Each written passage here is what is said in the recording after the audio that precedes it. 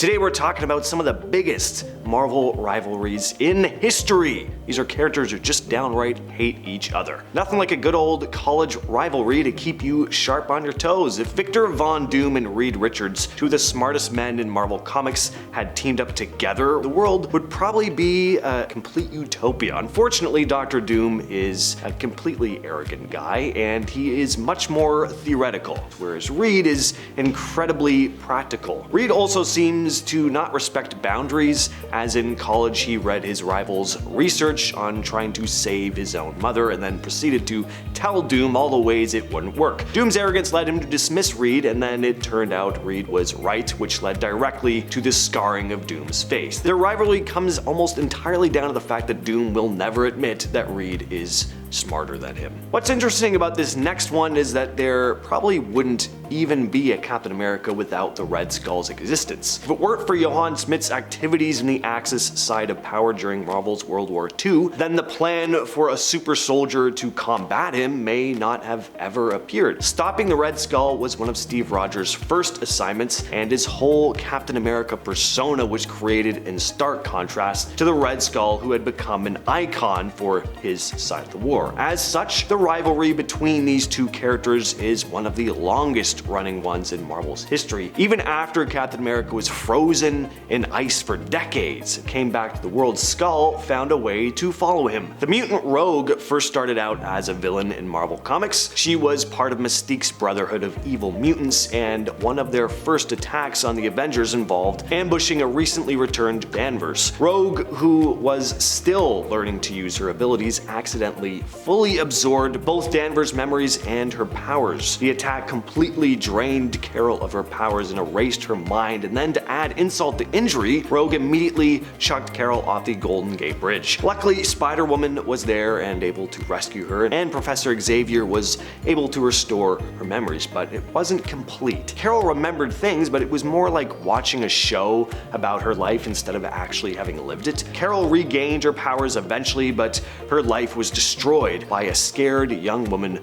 who then had to deal with the consequences of her actions and the harm it caused both of them. Now, when it comes to Venom, it's very easy to say that his main rival he hates most is Peter Parker, Spider-Man, but Venom more so longs for Peter. That's like his perfect ideal host. But when Venom's offspring Carnage bonded with a complete psychopath in Cletus Cassidy and the desire to end the lives and cause destruction, Venom found a new rival. At that point in time, for Venom and Eddie Brock, Eddie and the other hosts of Venom over time have instilled this sort of odd desire to do good in the symbiote. Venom can be bad, but he is good enough to know that Carnage is really bad, and Venom would even put aside his hatred for Spider-Man to fight Carnage alongside the web-slinger the first time they ever came to blows. That's a pretty serious thing for Venom. Carnage has been Venom's #1 enemy ever since. The villain Bullseye is just not a nice guy, and the evidence for that statement can be found in his history with his rival Daredevil. Not only was he an original Daredevil villain, first appearing in Daredevil 131, but their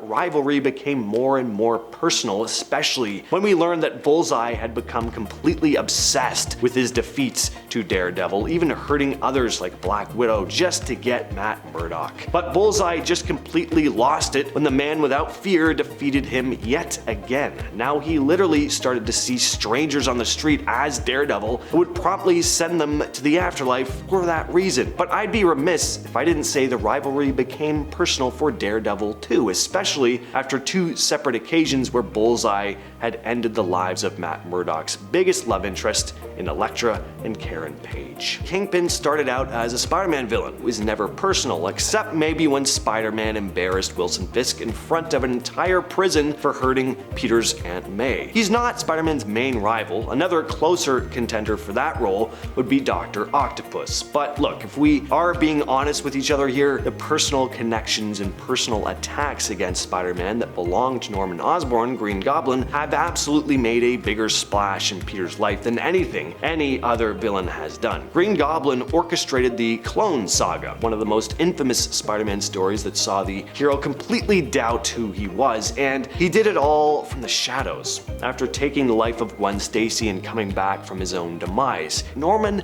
makes Peter's life as miserable as he can because he absolutely hates that guy, and Peter, despite being a hero, can only trust Norman Osborn as far as he can throw him. Funnily enough though, Spider-Man isn't the only person hated by Green Goblin. For a short while, Norman Osborn's character was thought to be deceased, but the pressure was on to have a character like the Green Goblin who was so fun and insane and wild. Roger Stern decided that instead of just bringing Norman back, he'd create a new villain. Shady business mogul Roderick Kingsley stumbled onto one of Norman Osborn's old hideouts filled with Green Goblin equipment. He then took some time and actually improved said equipment and became the Hobgoblin. Despite some obvious differences, when Norman did return, he didn't take too kindly to his idea being basically copied. Green Goblin and Hobgoblin have developed a long-lasting rivalry that has exploded into violent battles that have nearly taken out both characters on several occasions, and the rivalry even spilled into when other characters took up the respective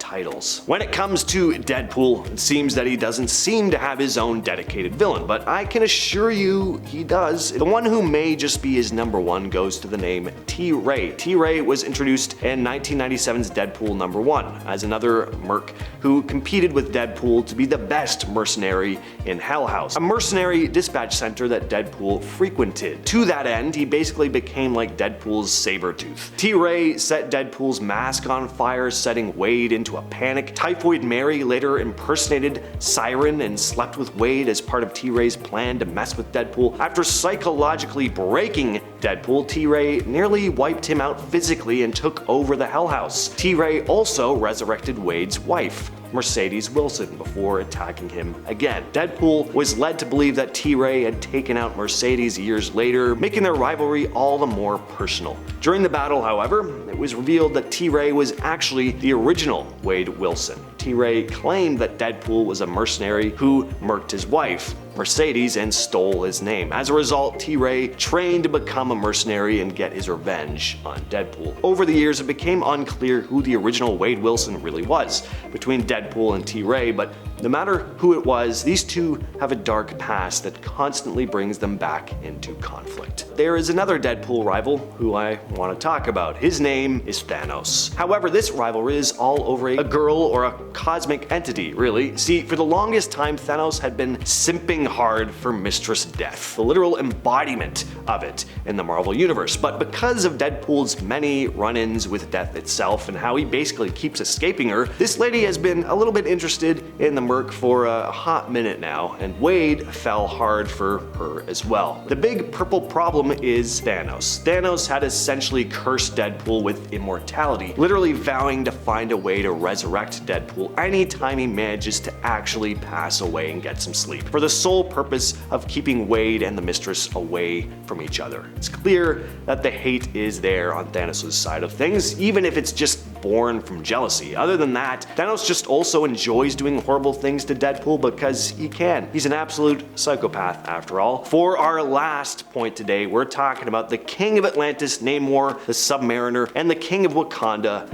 the Black Panther. Now, both being kings of powerful nations, they lay outside the normal bounds of geopolitics. You'd think they'd be strong allies, but they hate each other. Black Panther is a cold, calculating, stoic guy who thinks logically and isn't really that friendly. Namor is a loud, brash, emotional, and arrogant king who likes to brag a lot and is more extroverted, but is still also not very friendly either. They had respect for each other in the past, but then Namor basically destroyed more than half of Wakanda with a massive tidal wave when he had the powers of the Phoenix. Black Panther would then join the Illuminati, and during the incursions, the Wakanda armies attacked Atlantis. Then, and though they worked out things a bit, T'Challa brutally beat the absolute snot out of Namor, who just destroyed an alternate Earth, and he and Black Bolt of the Inhumans would basically doom Namor to another world that was being destroyed by an incursion. But I am your friend, so make sure you stick with us on Top 10 Nerd. I'm James, and I will catch you, yes, you specifically, in the next video.